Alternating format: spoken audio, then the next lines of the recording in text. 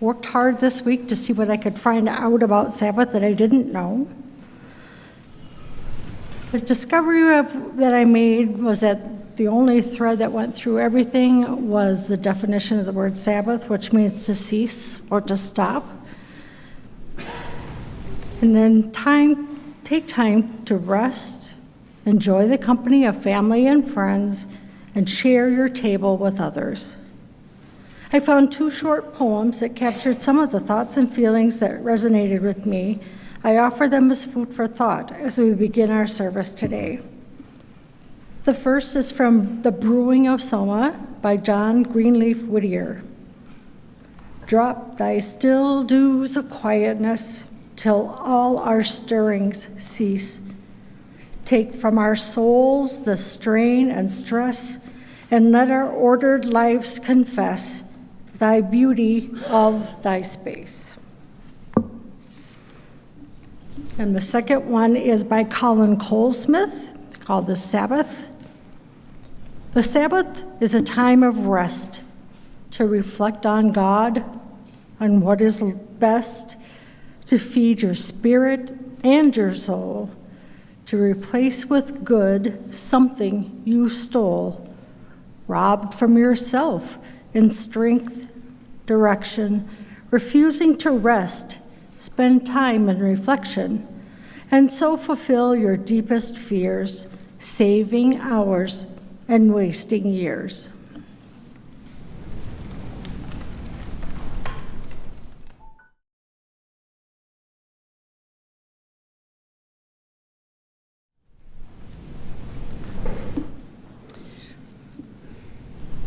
First reading for today is from Some Keep the Sabbath Going to Church by Emily Dickinson. Some keep the Sabbath going to church. I keep it staying at home, with a bobolink for a chorister and an orchard for a dome. Some keep the Sabbath in surplice. I just wear my wings, and instead of tolling the bell for church, our little sexton sings. God preaches, a noted clergyman, and my sermon is never long. So instead of getting to heaven at last, I'm going all along. And the second reading is The Frog with Lichened Back and Golden Thigh by Wendell Berry. The frog with lichened back and golden thigh sits still, almost invisible, on leafed and lichened stem. Invisibility, its sign of being at home, there in its given place and well. The warbler with its quivering striped throat would live almost beyond my sight, almost beyond belief, but for its double note. Among high leaves a leaf, at ease, at home in air and light. And I, through woods and fields, through fallen days, am passing to where I belong, at home, at ease and well, in Sabbaths of this place, almost invisible, toward which I go from song to song.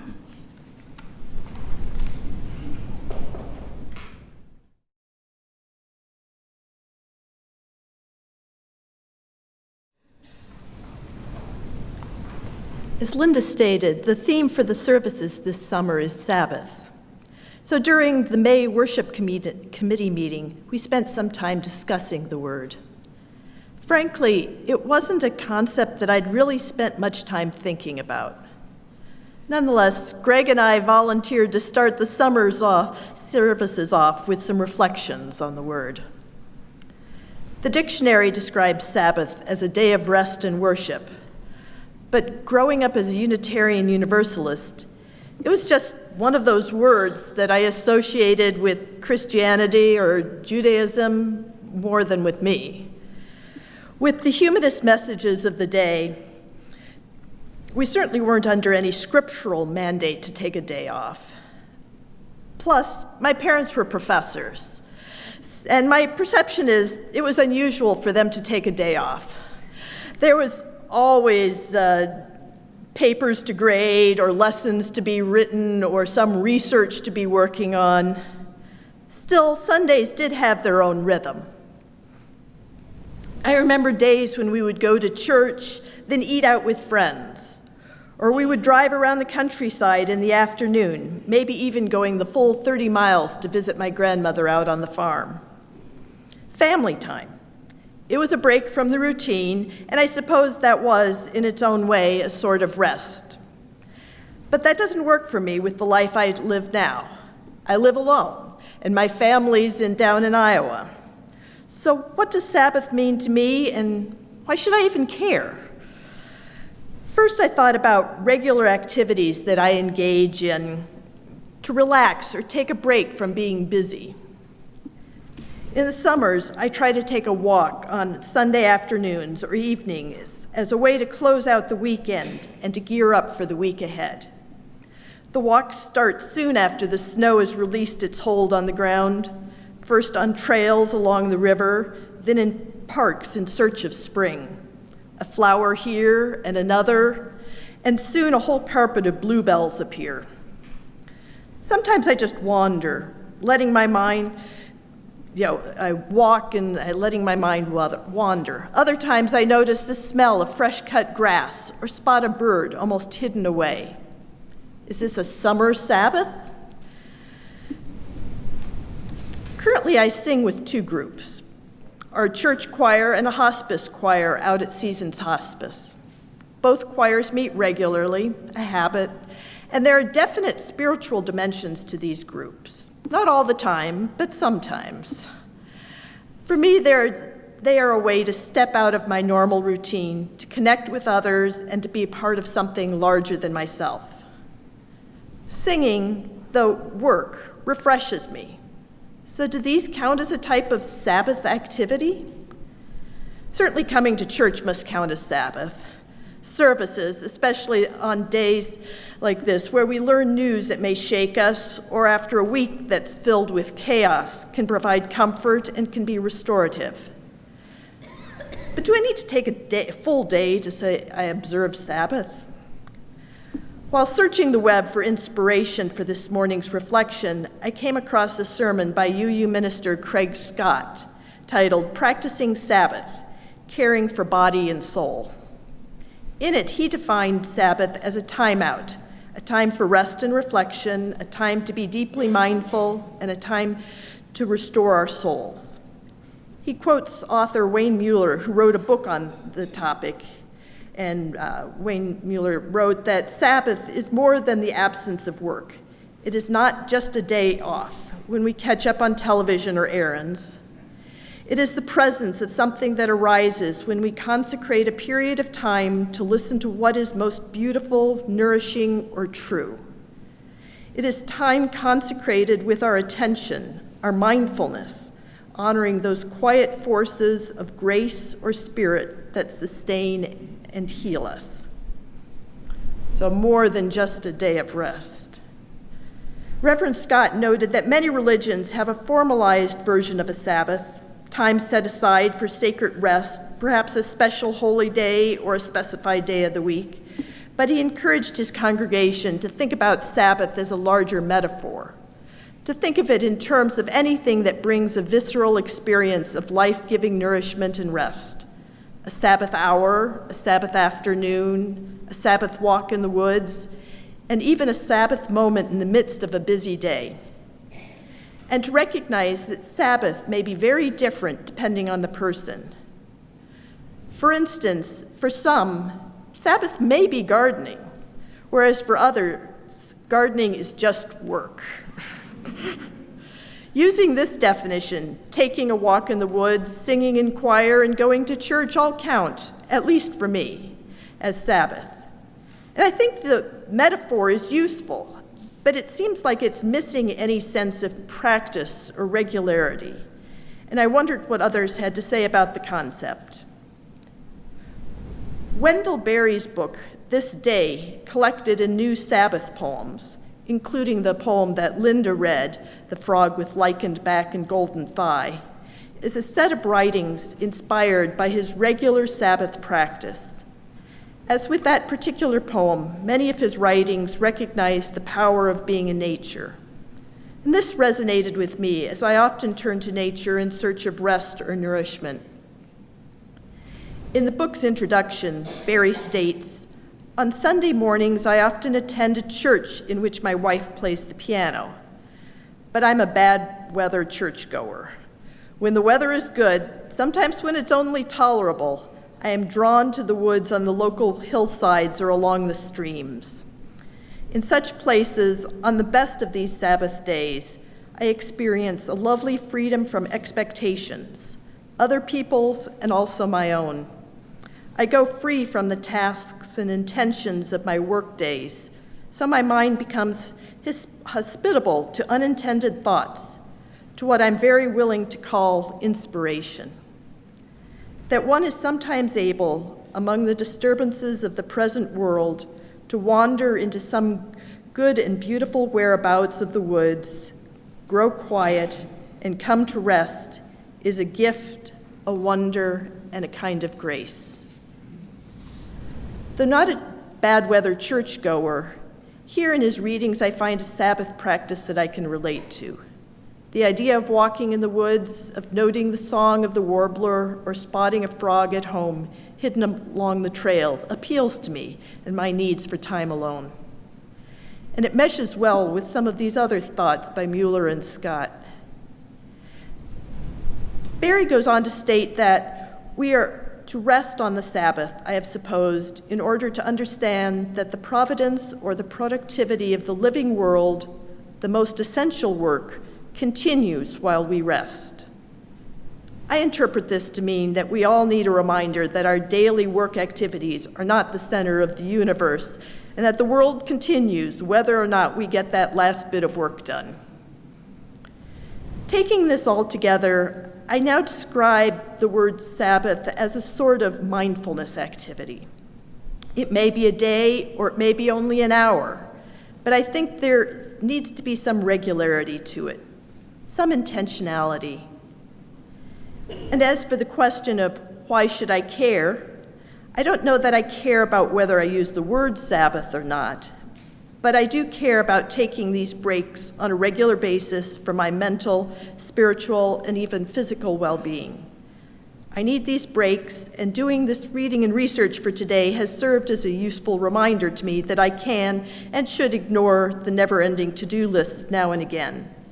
It will be there when I return.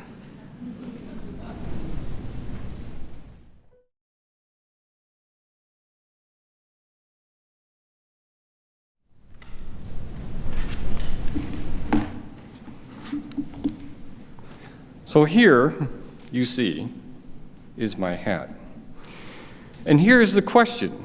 If I put this hat on my head, will I have completed my leap of faith to this day of rest we know as the Sabbath? Will wearing of this hat, a different hat, help me draw a line of distinction and gain me the freedom from work and commercial cycle of life? I think we all know it's a little more complicated than that, but it's probably some sort of start.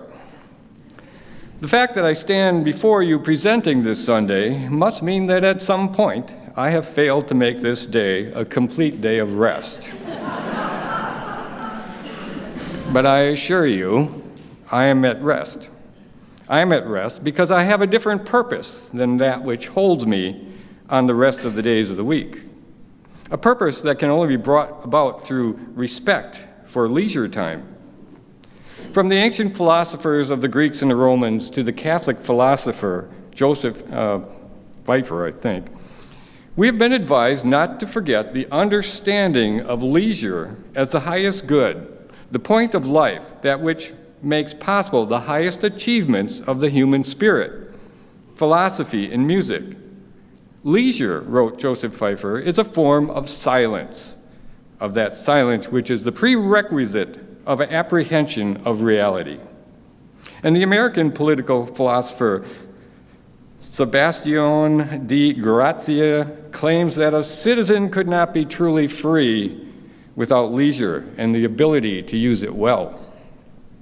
Recently, someone related to me that when writing a song, you should not so much put yourself into the song, but rather find yourself in the song, in the writing. On the surface, this might be a difference between work for the sake of commerce and work that is creative. But if we are able to find ourselves in our work, might we also find ourselves in our rest? I think it's safe to say, as we gather on Sunday in this sanctuary, we find a little of ourselves, whether it's in the work we do for the church or in each other. In a sermon by Sue Browning, Unitarian Universalist Fellowship at Easton, writes, "I was recently doing some self-assessment for the ministerial reviews I'm required to go through. I observed, I read plenty on spiritual topics, I went to workshops, took in plenty of fresh information, plenty coming in, and I noted that I could grow from letting these disparate sources connect and flow more gently. Not rest exactly, but an intentional making of time to put down the lists, my work, and to wonder of connections that might open to a new way or to a new feeling. Although I'm not a swimmer, I was told that when you do the breaststroke, there is a part of the stroke where you glide in order for this stroke to work smoothly and without stress. There's a point where your body must be at rest and your body is propelled forward. If you were to move constantly, you would not move as smoothly. To tell a story without a pause would leave the reader without the proper time to absorb what has just been previously told. Time to propel the reader forward. In music, a pause or rest may carry the listener just long enough to create some sort of expectation. And the comedian who can manipulate a pause through expert timing will have mastered the joke and a more memorable laugh. Even in the visual arts, we talk about negative space, or the eye needs a place to rest. The next time you are truly interested in a painting, think about where your eye is drawn to and where it moves next, or where you might linger before moving on.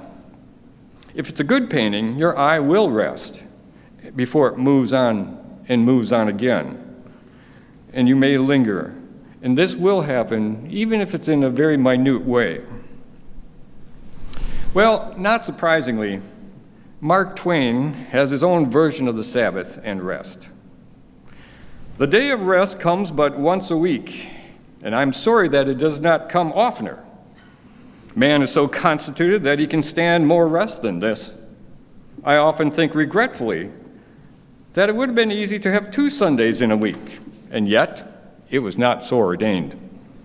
The omnipotent Creator could have made the world in 3 days just as easily as he made it in 6, and this would have doubled the Sundays.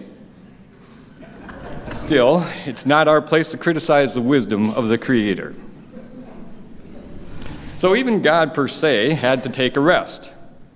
Oh, I'm sure the Big Bang went off quite well. Even billions of years later, the evidence seems to be quite conclusive. But I'm pretty sure that setting up all those black holes may have taken a little extra muscle, and just about anyone would tire after that. So I don't know about all of you, but for myself, on occasion, I feel a great need for a Sabbath. Is this a holdover from religious training of my youth? The memories of Sundays spent daydreaming in the tall pillars growing out of the steep ceiling of a Catholic church? Time spent with ritual, families, and friends? Or is it just age? Of this I cannot be entirely sure, but somehow I prefer to think of it as coming to terms with the wisdom of how best to use time when the choice is available. When I was young, I was taught that I must go to church on Sunday, and so in that manner, it was how I kept the Sabbath. As a Unitarian, I ask, how do I place the concept of the Sabbath in my world? What are the possible traditions associated with the Sabbath? some of them are brought down through a lot of historical context. There is the over-presence of our modern culture with new questions and fewer answers. And then there is my own personal upbringing, which can be brought into the mix for any number of reasons for a Sabbath. But I think let's not just keep the Sabbath. Let's look instead for reasons we need to create a Sabbath.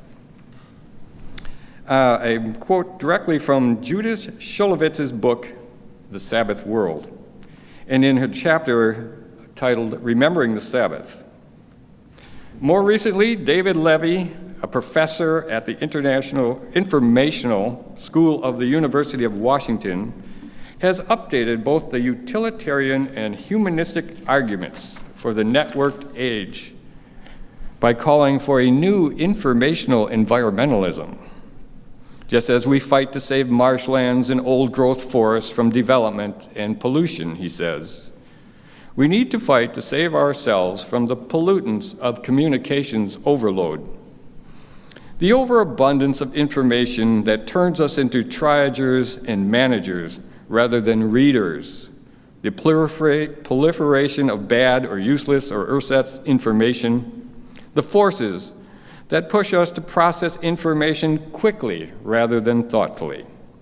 If we don't fend off those pollutants, he cautions, we risk becoming cut off from the world rather than more connected, less able to make wise decisions rather than better informed, and in the end, less human. Levy claims we need to cultivate unhurried activities and quiet places, sanctuaries in time and space for reflection and contemplation. This idea would seem to merge nicely with our own UU principles and values, as well as my own. Being a painter of wall murals, I've often thought about the difference between the huge, lit-up, ever-flashing, ever-changing sides of buildings in New York City and a mere wall mural occupying the space on the side of a building, or a sculpture well anchored within a green space in a city park. The first being colorful electrical excitement for sure, with the added benefit of something that moves and almost never sleeps. The second being a calming, contemplative, at-rest piece of art that can move us if we are open to the experience. The need to provide balance in life has never been greater. The need to seek balance in life never changes. And I am reminded of the words in a song by folk singer Greg Brown. He sings in a deep, gravelly voice a lament. Have I done enough, Father? Can I rest now? Have I learned enough, Mother? Can we talk now? Will you visit me in my place of peace? I'm going driftless. Join together, find some way to connect to someone near you. We close with these words by Heather Ryan Starr. May whatever gatherings or activities we engage in this Sunday help restore us, our connections to one another, our sense of hope, beauty, and fun in this world, our deep knowing that we have to take care of ourselves and each other with love and joy if we are to soulfully survive the world's mayhem. May it be so.